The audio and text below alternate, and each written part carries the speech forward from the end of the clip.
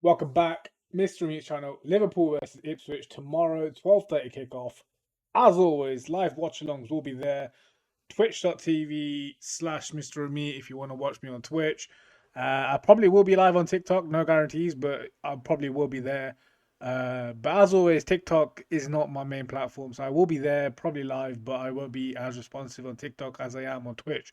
So if you want to interact and whatnot, then go over to my Twitch channel, Mr. Me, as I said, and I'll be live on there, interacting with everyone in the chat. As far as tomorrow goes, Liverpool to Ipswich, it's going to be a hard game. Like on paper, Liverpool should win, and should win probably comfortably. But newly promoted teams, Liverpool don't tend to do too well against them. And even on opening days, Liverpool just don't really have a very, very good track record. And obviously we have a new manager now. So I read this stat early in the day. The last five managers of Liverpool in their first game ever in the Premier League, they didn't come off with the win. Um, Roy Hodgson lost 2-1 against Blackpool. Rafa Benitez drew 1-1. Brendan Rodgers lost 3-0. Jurgen Klopp drew 1-1. Kenny Dalglish lost as well, I think. Um, so yeah, we don't have a very good opening day record when it comes to new managers, but I don't know. I'm kind of optimistic about tomorrow.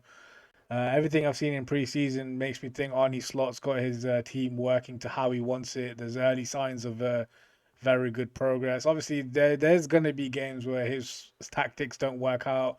There's going to be games where what he wants to achieve at Liverpool probably doesn't come across and come out in his own game plan to work. And that's just the Premier League for you, you know. But he needs to have a backup, and I think at times Jurgen didn't really have a backup.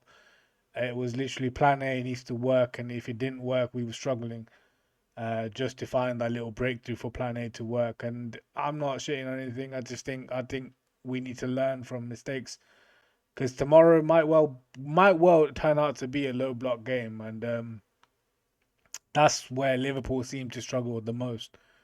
So tomorrow will be a test. It's not going to be an easy game. I don't think we run away with it. I think it'll be a hard game. I think in the end, my full time prediction, I think Arnie does break the flipping record of managers not having a good opening day.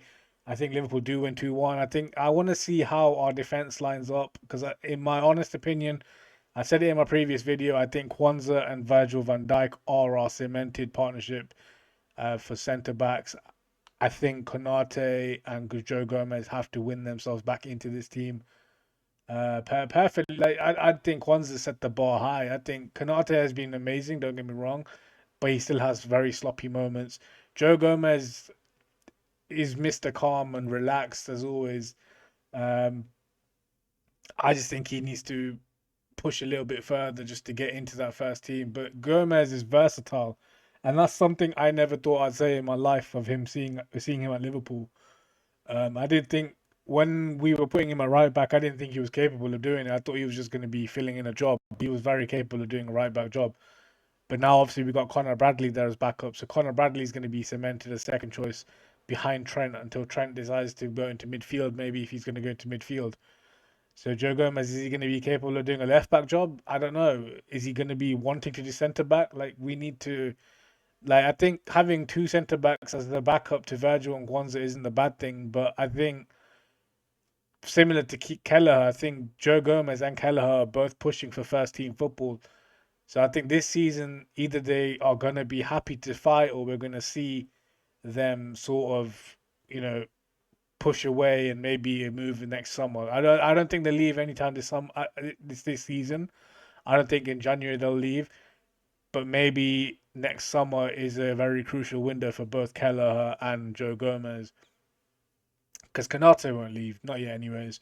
I still think we need another left back. I think, like I said in my previous video, I think Simicast is good. I just don't think he's the guy that we'd want to put a lot of trust into if Robertson was to get injured, during the season. Touch wood, he doesn't, but he's at that age where little injuries can come about. I think the midfield, I think Gravenberch might get the nod tomorrow. He's had a very good preseason. He's shown a little bit more of what I want to see and I didn't see enough of last season. So I think Gravenberch might get the nod. McAllister's a mainstay. I think Soboslai or Elliott might be the 50-50 one. Elliott's they both had very good preseasons.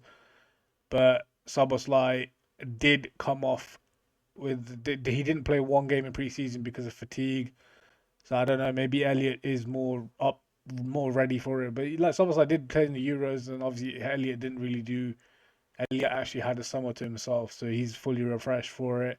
Up top is a bit of a difficult one. I think Salah and Diaz are the main two that I'm 100% sure on that they will play. The other one I'm a bit iffy on because Jota's had the better of the preseasons in terms of goals and action and how lively they look. Jota, Darwin, and Gakpo are our front three options.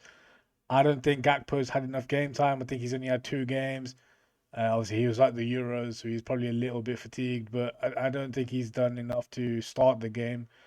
Darwin's similar boat. I don't think he's had the. I think he was at the Copa America as well, so he didn't play much in the preseason tour. So I think Jota deserves to get the nod based off that. Um, Obviously, Allison keeper. I don't know if keeper's going to be rotated, but Allison did look alright against Sevilla. Diaz looks like the Diaz that we like the Diaz that we seen when we first signed him. So that Salah looks healthy as always. So I think the problem, I think the difficulty in decision making for our starting lineup is pretty much in the midfield because I think our back four is going to be Robertson, Virgil, Kwanzaa, and Trent. I think Trent will start at right back tomorrow. I don't think they're going to fiddle around with him in midfield tomorrow. Maybe in the game he might go into the midfield role, but I don't think he's going to be starting in a midfield role. I think he's going to be starting at the right back position. Um, I think McAllister will start 100%. It's the other two I'm a bit iffy on, but I'm thinking it'll be Gravenberch and Elliot that maybe get the nod. Um, there's a small chance Szoboszlai gets a nod, but I'm just on the assumption that'll be Gravenberch and Elliot.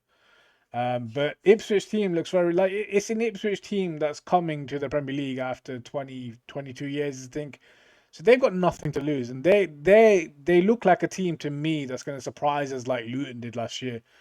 I gave Luton no chance, right? I said from the get go that they're going straight back down, and don't get me wrong, they did go back down, but they very much gave a good fight in the Premier League, and I think hand on heart, right? Hand on heart, I think if they didn't get the injuries that they did towards the end of the season, I think they could have potentially stayed up. I think their injuries really did cost them. Their team was bare thin. Um, so I think that's what really caused them to go down. And I think Ipswich, providing they continue to sign players, I know they've already signed Calvin Phillips on loan. Sammy Smodix is going there as well. Armando Broja might be going there. If they keep on signing players like that, quality players, I think they've got a very good chance of staying up. They could very much be the Luton, but they need to have that squad because, as Luton found out, Premier League is not forgiving. When it comes to the business end of things and the games are coming thick and fast, you need to have that squad. You need to have that ability to rotate your squad week in, week out. And obviously, Liverpool and teams like Liverpool, not West Ham, Liverpool, Aston Villa, Man United, Man City, Chelsea, all their big guns, Arsenal will have European football as well. So we have to rotate our squads. Premier League is all about having that massive squad to be able to rotate. And obviously, bigger teams can dip into their youth. Like you see, Liverpool dipped into their youth a lot last year and in previous years as well. So I don't know if Ipswich have those facilities to be doing the same thing. So Premier League football is all about having that squads. There's not much to talk about in this one. We've had a very good preseason. I've not really focused on Ipswich, so I don't really know what to expect of it. But Liverpool have had a very good preseason, and I'm hoping ARNE can finally break that curse of new managers in their first game in the Premier League not having not starting off well. Um, but yeah, obviously, new preview videos will be a lot longer than this because I'm just looking forward to seeing football. It's been a while since Liverpool have ruined my weekend, and I can't wait for more talking points this season.